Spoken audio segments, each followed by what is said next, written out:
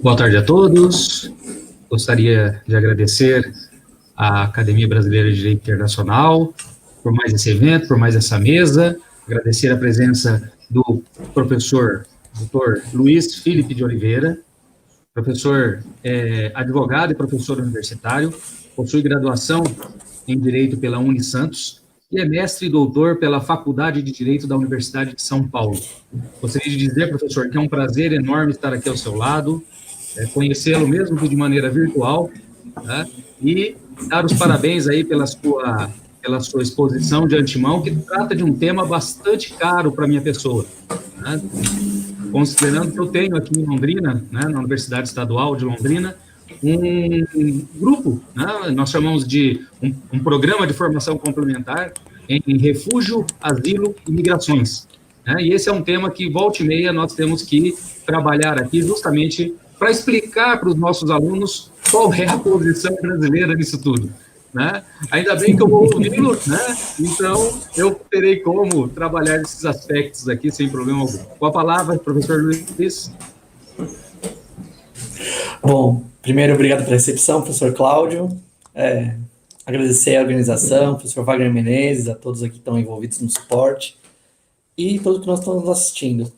Vou falar de um tema que foi minha pesquisa para o doutorado, que é a questão da adesão do Brasil sobre a Convenção das Nações Unidas de Proteção ao Migrante e seus familiares. E contar um pouquinho da história de como surgiu essa convenção e qual a posição que hoje está o Brasil. Então, essa convenção, ela surge no final dos anos 70, em razão de alguns estudos, porque já existia na OIT uma convenção específica para a proteção do trabalhador migrante, mas ela era insuficiente. E aí vocês perguntam, mas por que isso aí foi parar no meio das Nações Unidas? Já que a OIT coordena os trabalhos e as Nações Unidas tem um foco um pouquinho mais diferenciado. O foco dessa convenção é não só a relação de trabalho, mas tudo que envolve o migrante, esse expatriado trabalhador. Então, o foco dela, ela é considerada mais uma convenção de direitos humanos do que uma convenção de trabalho. Bom, nós estamos tendo alguns problemas com a conexão do professor Luiz. Eu espero que daqui a pouco ele retorne com a sua palestra, que é de um assunto muito importante, né? Não só do ponto de vista jurídico, mas do ponto de vista político, né? Que envolve justamente a questão da Convenção Internacional sobre a Proteção dos Direitos de todos os trabalhadores migrantes e dos membros de suas famílias. Tá? Então, nesse caso específico, nós vamos trabalhar esses aspectos aqui, esperar o professor Luiz Felipe, desculpe, para ver se ele consegue uma nova conexão aí e retorne, né, para nos brindar com esse tema. Só um minuto, já voltamos. Voltamos, professor. Eu estava dizendo aqui que o senhor iria retornar para nos brindar, né, com o restante da sua palestra aqui, que estamos muito interessados no assunto. Com certeza. Bom, então, aproveitando até que eu vi que tem um professor mexicano que deu saludos para a gente, foi justamente um mexicano que coordenou nas Nações Unidas desenvolver o texto convencional que trouxesse essa proteção aos migrantes, tanto documentados quanto indocumentados, desde a época. Ela entra em vigor no meio dos anos 80, década de 80, e basicamente ela protege, ela cria órgãos de cooperação entre os países relacionado à situação dos migrantes que estão em situação de trabalhadores. E, logicamente, seus familiares. Você não pode permitir que o trabalho migrante ele separe as famílias. Então, a convenção tem essa preocupação, tanto do trabalhador quanto dos familiares que vão acompanhar ele. E aí vem a posição brasileira. Onde nós estamos, o que nós queremos, como que o Brasil está lidando com essa situação desses trabalhadores migrantes. Então, no começo da minha pesquisa, eu trabalhei bastante a questão dos estrangeiros aqui no Brasil, desses migrantes que estão aqui, trabalhando documentadamente ou sem documento. E aí eu fui chegando em alguns dados importante junto à política. Vou tirar aqui. Novamente, nós tivemos um problema de conexão com o professor Luiz Felipe, né? Vamos aguardar um pouquinho, ver se ele consegue retornar para que nós possamos aí terminar essa palestra, né, sobre o Brasil e a Convenção Internacional sobre Proteção dos Direitos de Todos os Trabalhadores Imigrantes e dos membros de suas famílias. Um minuto, já voltamos. Professor, nos ouve? Agora sim. Então vamos lá. Normalizando. Enfim, então a gente chegou a alguns números sobre estrangeiros no Brasil. Então, oficialmente, nós tínhamos em 2019 mais ou menos 700 mil estrangeiros no Brasil, documentados. Então, uma forma de entrar de uma maneira documentada, então aqui de maneira regular, refugiados, vistos de trabalho, enfim, estudantes. Além desses, existem alguns imigrantes invisíveis, que são os indocumentados, que são um número de mais ou menos 400, 500 mil. Então, arredondando, a gente tem aproximadamente entre 1.300, 1 milhão a 1 milhão e 300 mil, 1 milhão e 500 mil estrangeiros aqui no Brasil, de maneira legal, de maneira documentada ou indocumentada. Então, logicamente, isso já seria um incentivo do Brasil atender às legislações, enfim, poder participar finalmente da convenção. Mas o que me chamou mais atenção ainda do que os números de migrantes no Brasil foram os números de migrantes brasileiros no exterior. Então, um ponto que chama muito atenção, que esse número não consegue ser oficial, é um número estimado, porque o brasileiro ele tem medo de se registrar junto ao consulado ou à embaixada no Brasil no exterior. Então, hoje nós temos aproximadamente, conforme Itamaraty prevê, entre 6 a 8 milhões de brasileiros no exterior. Então, alguns defensores do Brasil não aderiam à convenção, falavam assim, mas só tem 1,5 milhão, 2 milhões de estrangeiros no Brasil. Isso não dá 1% da população brasileira. Mas eu trago assim, poxa, eu tenho 8 milhões de brasileiros lá fora que seriam beneficiados pela convenção. Então, um dos primeiros e grandes fatores que justificaria o Brasil participar da convenção seria justamente um interesse próprio nosso, como é de todo o país que é em desenvolvimento, que manda migrantes para o exterior, nós aderirmos para proteger esses brasileiros, esses 8 milhões lá fora. Um outro ponto importante, que também o pessoal defende contra a convenção, é dizer assim, mas a lei de imigrações brasileiras, ela já prevê basicamente o que tem na convenção.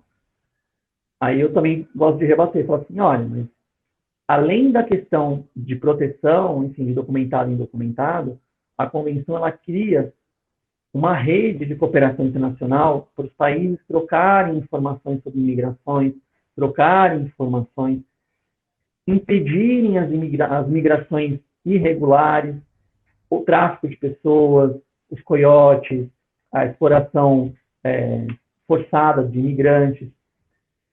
Então, não tem justificativa para o Brasil estar enrolando essa aprovação, essa ratificação e a adesão, que eu também explicar um pouquinho que o Brasil consegue, às vezes, criar jabuticabas que não existem.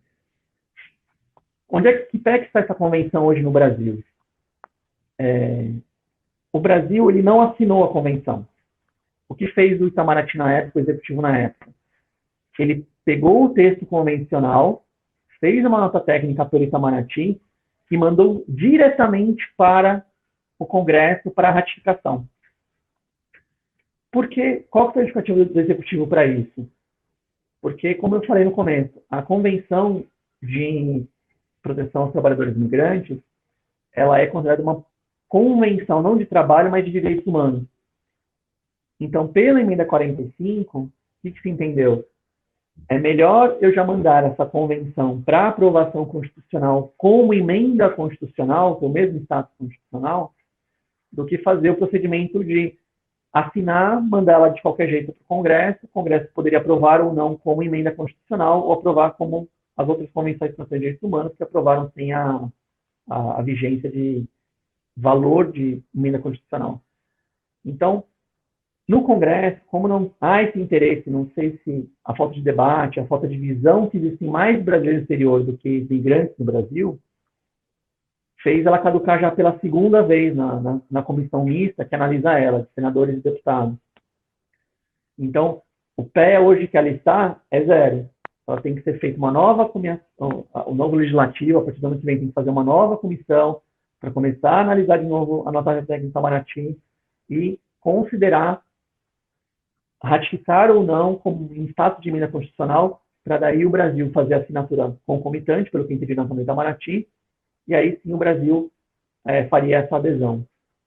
O que chama mais atenção nesse ponto, e também aí dizendo um pouquinho do que a convenção prevê, esse desenvolvimento, essa gestão de imigração em formas desenvolvimentistas. Um país que é signatário, que hoje usa muito bem isso, é a Turquia, por exemplo, em que ela teve um grande fluxo de refugiados pela crise síria, e hoje ela cria direitos mínimos para esses imigrantes, ou seja, refugiados, qualquer pessoa que for lá, ela criou e ela usa o suporte da convenção para poder receber essas pessoas. Então, era um país que era de imigrantes, mandava muitos turcos para a Europa, e hoje ela recebe muito mais imigrantes, refugiados na sua situação. Esse termo surge, então, de governança migratória, é uma coisa que o Brasil poderia também desenvolver em paralelo junto com a aprovação da convenção, que seria nos moldes muito que o Canadá faz, de você ter uma integração entre governo, empregadores, empregados, e fazer uma gestão de quantas vagas de trabalhadores imigrantes eu posso ter no meu país, de maneira legal. E aí sim, porque quando você não tem uma governança, aí sim dá margem para alguns setores criticarem a vinda de imigrantes ou não. E aí gera essa má fama que hoje tem a migração em algumas áreas, principalmente na área do governo, dizer assim, mas vai tirar emprego de brasileiro, os brasileiros não vão conseguir trabalhar, vai prejudicar a situação. Então, essas defesas, elas também têm que ser colocadas em análise e ser consideradas pela gente. Então, não sei como é que está o meu tempo, acho que já está chegando perto dos 30, um pouquinho, então, só para finalizar, eu vejo que professor, só para lhe auxiliar, nós temos um pouco menos de tempo, né? Então, nós já passamos das 5h30, né, das 17h30, que seria o horário, mas se o senhor puder concluir aí, mas eu estou adorando aqui, né? Principalmente quando a gente fala dessa conversa, né?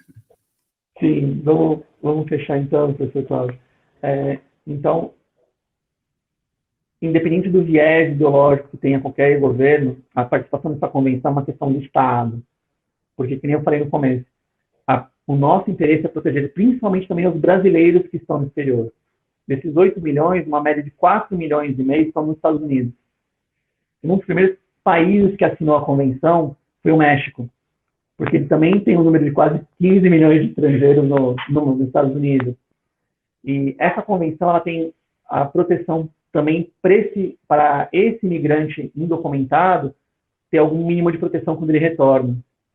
Então, seria essencial o Brasil voltar a discutir essa convenção e aí entrarmos nessa nova era de uma governança migratória que o Brasil estaria fazendo uma parte mais estruturada, que hoje a gente faz muito no susto. Vem imigrantes de venezuelanos, vem os haitianos, como a gente vai fazer? E o Brasil não sabe qual setor hoje que ele precisa de imigrantes para suprimir uma demanda, por exemplo. Então, seria isso que eu teria para falar hoje para vocês. Se tiverem alguma dúvida ou comentário. Bom, professor, é meu tema, eu adoro, né? Adorei a sua exposição, né? Eu acho que nós temos um problema, que o senhor tocou num assunto que, para mim, diz respeito a tudo, né? O que falta para nós é governança. Né? Então, nós não temos governança nem nas coisas internas, o que dirá nas questões de política externa. Né? Então, esse é um problema que nós estamos enfrentando.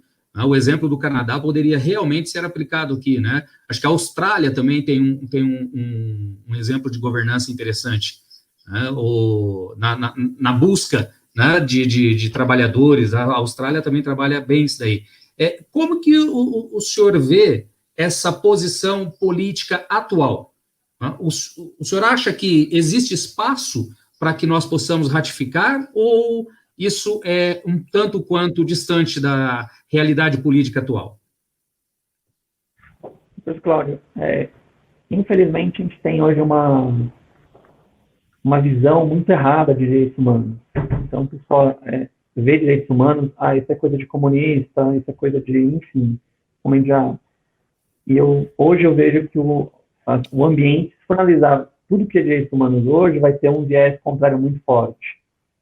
Infelizmente, falta às pessoas um pouco de estudo histórico mesmo. Se fosse analisar a história dos direitos humanos, ele surge principalmente nos países liberais.